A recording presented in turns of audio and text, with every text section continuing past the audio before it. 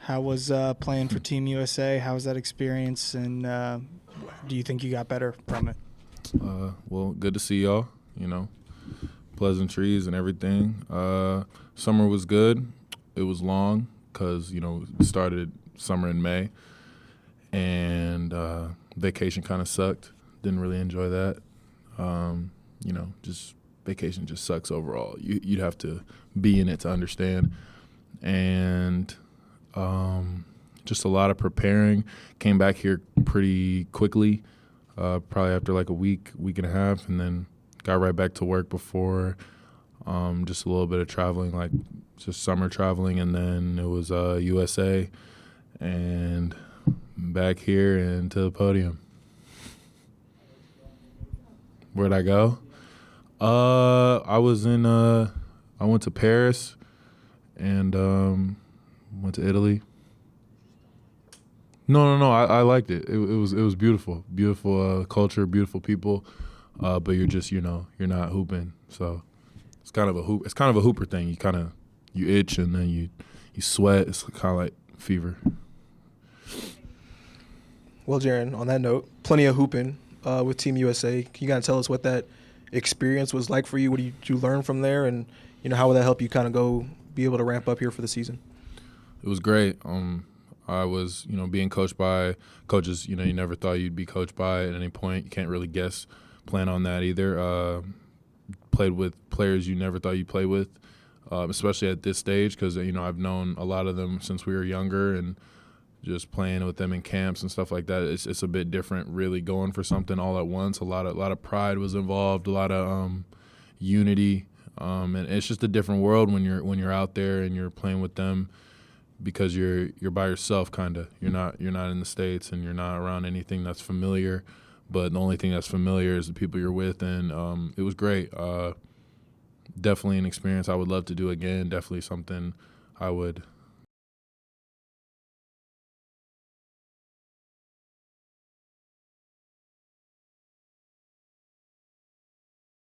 When playing through the summer, having a short break, and then being possibly willing to play in Paris next year, the whole rest versus injury policy that the NBA has, is that maybe a little challenging for players? Having to make sure you don't want to turn something that's a little a little achy into an injury, but you also have to make sure you're following the new rules for the NBA. Yeah, that's definitely a hot topic. When to rest, when to not. In my case, we did lose in May, so I kind of was over the summer anyway. It really, I was pretty much over it. It was okay. I think if you're going to the finals every year, which is our goal for sure this year, and winning this year would put me in a position for sure with less rest, but. It's all worth it if you have shorter rest. I'm pretty sure you're doing the right stuff in your career. So that's a great thing. What up, dog? Just this whole thing about rebounding and whatnot. I saw you were posting about it on social media a little bit. I don't know if you're just trolling the people or whatever the case may be. But what are your thoughts on in your position? It's different the position you're playing Team USA with the Grizzlies, but with the Grizzlies. How big of rebounding is a part of your game here? What you learned from that experience that you can bring here, just your whole thoughts on that? Nah, definitely not trolling. Rebounding's huge. Steve-O went out last year, and it just became more and more evident that I needed to do that at a higher rate, and I still need to. It just needs to increase. It needs to be more of a staple of things I think about all the time. If I post about it, if I post like my friends talking about it, then obviously I'm just messing around. But at the same time, it's on my mind, it's on my brain. It's you always think about things you can get better at, and I have so many different responsibilities on the floor. That's a big one for our team. I just got to be that anchor. I got to be that guy, especially, I'm going in the year 6, so. That I'm coming in my size, coming in my body. I got to be able to use it the right way. There's really no more talk about like me growing into my body. I just have to be kind of grown into it. I just turned 24. Like you can't be, that's how it's got to be now. You're grown completely. Jaren, along what's going on, man? Along those same lines, I was going to ask you about Zaire. Needing a couple years to sort of grow into his body as well. You guys came into the league at the same age, for the most part. What is that process like, trying to learn to physically adjust to the NBA, and what sort of advice would you give him coming to this year? Well, he looked amazing in these last week I was here. I haven't been here that long, but he looked amazing. He looked confident. He looked himself. Growing into yourself comes with time. It just comes with God and what his plan is for you. But in terms of how you manage in the league, it's definitely a little bit different as a wing more than a big, just in different ways. Like there's some banging, but I mean there's really a lot of banging when you're down in the post and you're down fighting with brutes. A lot of those dudes are in the paint. I would just tell him shit or trust the process. It's not there's really nothing else you can do. I trusted the process. I came in at like 215, 220 or something like that. I'm like 260 right now. Like it's a lot of eating. So yeah. Jaren, late in the regular season when Ja was out last year, you took on a lot more of the scoring load, and offense a little bit even beyond scoring. With Ja also out to start this season, do you see that carrying over? Do you see you and Dez in particular needing to really grab a hold of the offense and carry a lot of that burden? Yeah. We relish the opportunity. Coach just told us it's about getting better. It's a great opportunity to get better so that when he gets back, we're fitting like a glove. That's what I've been saying. So I think, it's similar. It's similar. We have new guys, new flow. I think when we didn't have Steve-O also, so it's and then when BC gets back as well, it's a lot of ways I could answer that, but yeah, in a short way. Trip, at the end of last year, you guys were really the talk of the NBA, whether it was Ja's situation or the 2 seed or playing the Lakers or losing to the Lakers. Now you fast forward a few months and kind of the expectations outside of here are like, well, we don't know what the Grizzlies are going to be.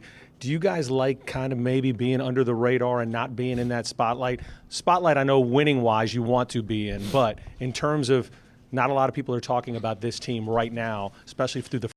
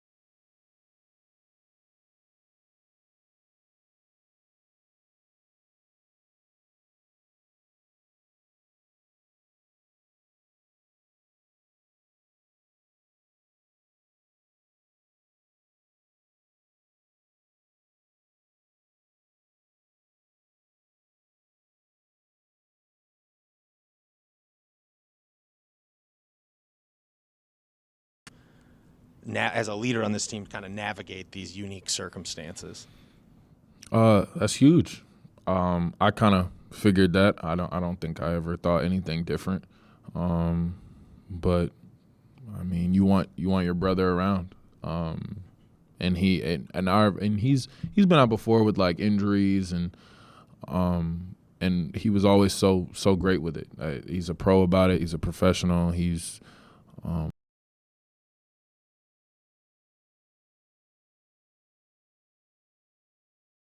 gonna be more engaged than he would if he was playing, just because he's just gonna be so, you know how I get.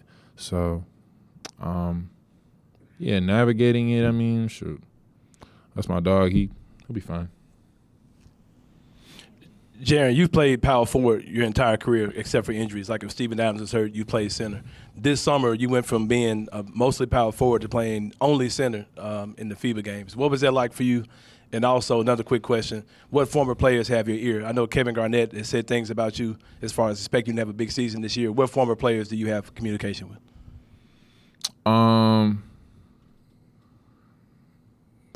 What was the Oh, okay. You do that all the time, bro. It was great. You know, it's a different system, so I think the adjustment was more the personnel I was with and against, and the rules and everything, and the ball.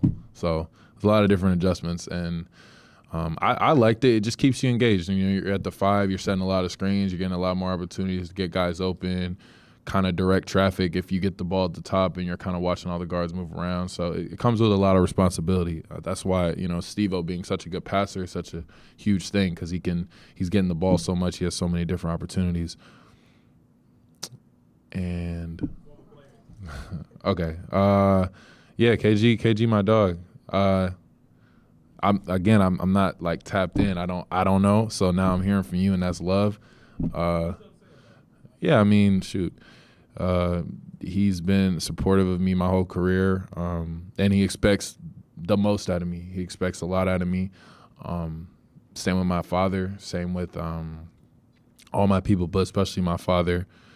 There's a lot of people down the line. I mean, he's played with that I've come to know when I was younger, who I won't say I like hit them up like that like every day, but if I need something at any point, I can go to them.